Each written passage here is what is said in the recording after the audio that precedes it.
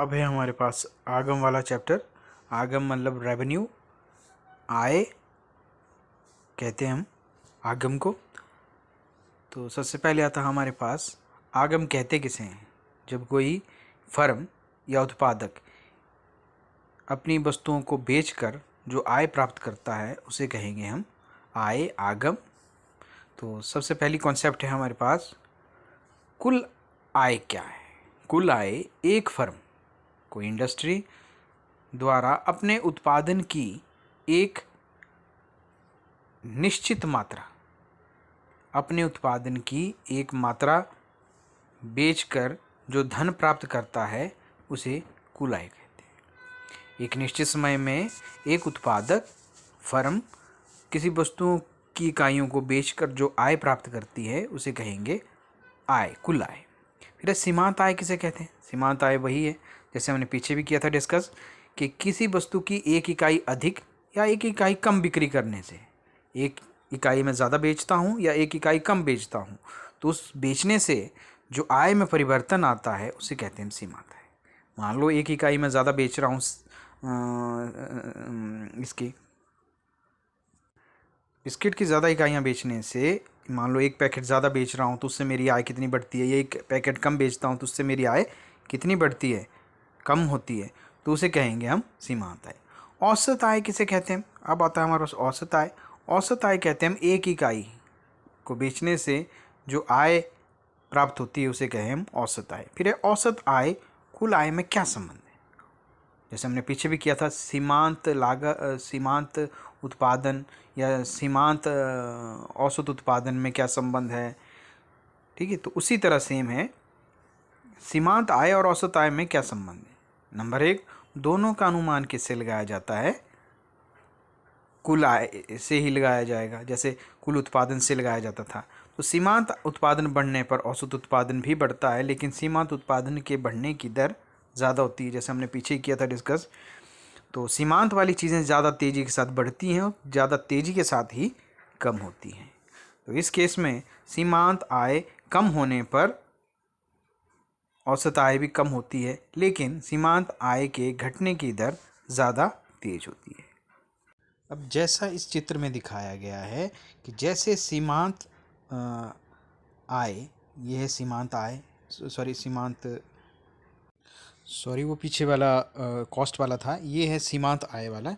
तो सीमांत आय में इस तरह की स्थिति होती है, जब सीमांत आय जब कम हो रही हो तो औसत आय भी कम होती है। मतलब दोनों कम हो रहे हैं, लेकिन दोनों में से सबसे ज़्यादा स्पीड किसकी होती है, सीमांत वाले की, ठीक है जी। तो उसी तरह दोनों का अनुमान लगाया जाता है कुल आय से। ये दोनों का अनुमान किससे निकलेगा, कुल आय से निकलेगा। और जब सीमांत आय ऋणात्मक होती है तो औसत आय कम हो रही होती है,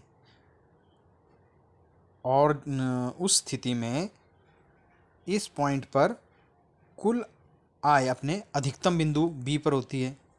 और जैसे जैसे सीमांत आय ऋणात्मक होती जाती है तो उस केस में कुल आय कम हो रही होती है,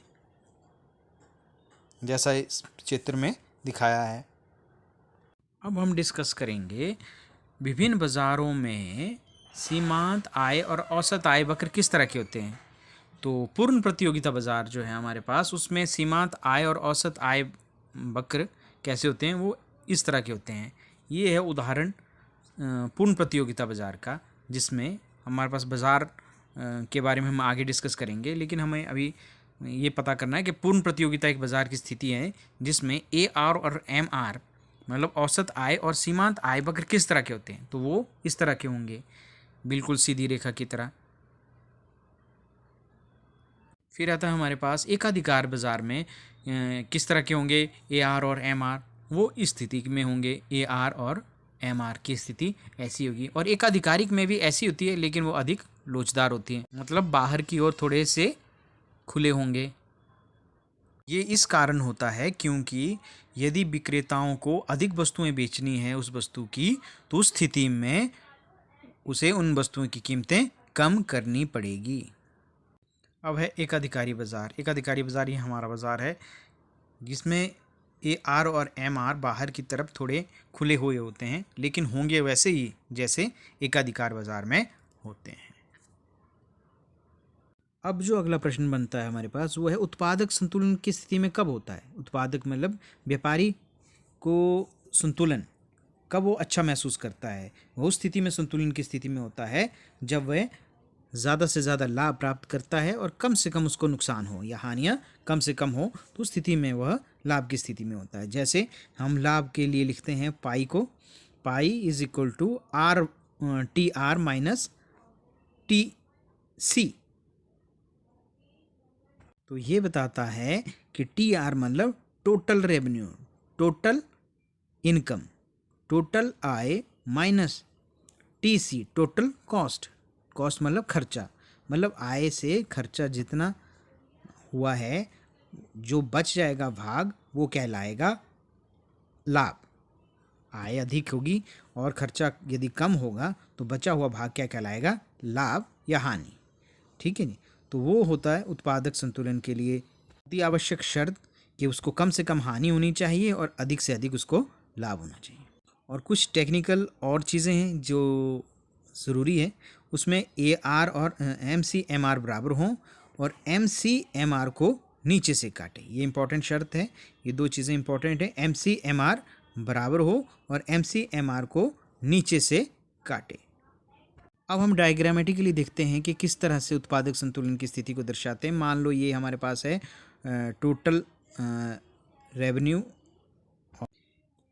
टोटल रेवेन्यू और टोटल कॉस्ट कर्व इस तरह से होंगे। तो इस स्थिति में जहाँ पर ये लाभ सबसे ज़्यादा अधिक होगा वो ये स्थिति है जहाँ पर सबसे ज़्यादा ये हो रहा है, लाभ इनको मिल रहा है। तो A और B दो ऐसी स्थितियां हैं जहां पर लाभ सबसे ज़्यादा हो रहा है। ये चित्र में दिखाने से पता लग रहा है कि इनके बीच का जो गैप है वो सबसे ज़्यादा है।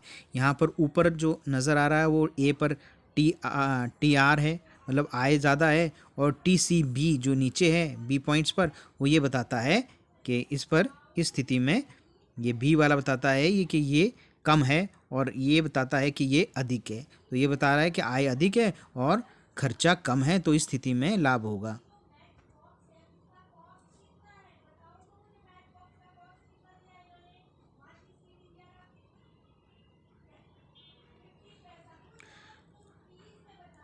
अब क्या है, अब दूसरे डायग्राम में देखते हैं प्रॉफिट का बताता है, जो ये बताता है कि शुरू में प्रॉफिट कम था, फिर कम बढ़ता जा रहा था और A और B बिंदु पर ये बिल्कुल इसके बराबर आना चाहिए। ये एक्चुअली में बराबर नहीं है, तो आपने ये ध्यान रखना है कि ये इसके नीचे आए बिल्कुल।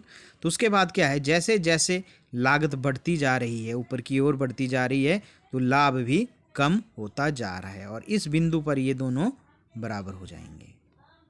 अब जो थर्ड डायग्राम है उसमें क्या है, उसमें वो शर्तें पूरी कर रहा है जिसमें हमने पीछे डिस्कस किया था, जिसके बारे में जिसमें बताया था MCMR बराबर हो। ठीक है जी, MC ये है हमारे पास और ये यहाँ पर, और MR ये है।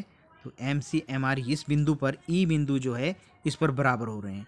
तो ये जो बराबर होने की जो शर्त है ये साबित करती है कि यहाँ पर A और B सबसे ज़्यादा पॉइंट पर होंगे। एक पॉइंट और डिस्कस करने के लिए है इसमें कि MCMR बराबर हैं, लेकिन MCMR नीचे से काट रहा है, MCMR को नीचे से काट रहा है। तो ये एक बिंदु है जहाँ पर MCMR यहाँ से शुरू हो रहा है, ये ऊपर की ओर बढ़ रहा है, ये ऊपर की ओर बढ़ रहा है, और यहाँ पर ये E बिंदु पर MR को ऊपर की ओर काट रहा है और यहाँ से आगे की ओर बढ़ रहा है। तो ये बताता है कि MCMR नीचे से काट रहा है MR को। तो ये संतुलन की स्थिति है उत्पादक की। अब अगला प्रश्न है हमारे पास, सम विच्छेद बिंदु क्या है, ब्रेक इवन पॉइंट क्या है। ये वह बिंदु है, ये वह स्थिति है जिस पर उत्पादक को केवल और केवल सामान्य लाभ ही प्राप्त होता है। ब्रेक इवन पॉइंट मतलब इसमें उत्पादक को केवल सामान्य लाभ ही प्राप्त होता है। यदि वह इससे अधिक उत्पादन करता है, इसके बाद भी उत्पादन करता है, तो उसे अधिकतम लाभ प्राप्त होता है, जबकि इसके नीचे उत्पादन करने पर उसे हानियाँ ही होती हैं। जैसे ये है ब्रेक इवन पॉइंट्स, जहाँ पर क्या है, कुल आय और कुल परिवर्तनशील लागत और लागत बराबर होती है। तो इसके बाद भी यदि उत्पादन करता है तो बढ़ाता है तो उत्पादन में लाभ होगा, यदि इसके नीचे उत्पादन करता है तो उसे हानियाँ होती हैं। तो ये जो है वो लॉस वाला पोर्शन दिखा रहा है। इसके नीचे उत्पादन करने पे उसे हानियाँ इस कारण होती है क्योंकि ये देखा आपने average fixed total fixed cost है, तो ये लागत है, ये इसकी हानियाँ इन्हें बर्दाश्त ही करनी पड़ेगी चाहे उत्पादन कम करना हो ही। उत्पादन कम करने पर भी ये हानियाँ बरकरार रहेंगी, इस स्थिति में उत्पादन। तो ये है ब्रेक इवन पॉइंट्स। इसके साथ आपका ये चैप्टर हो जाता है पूरा।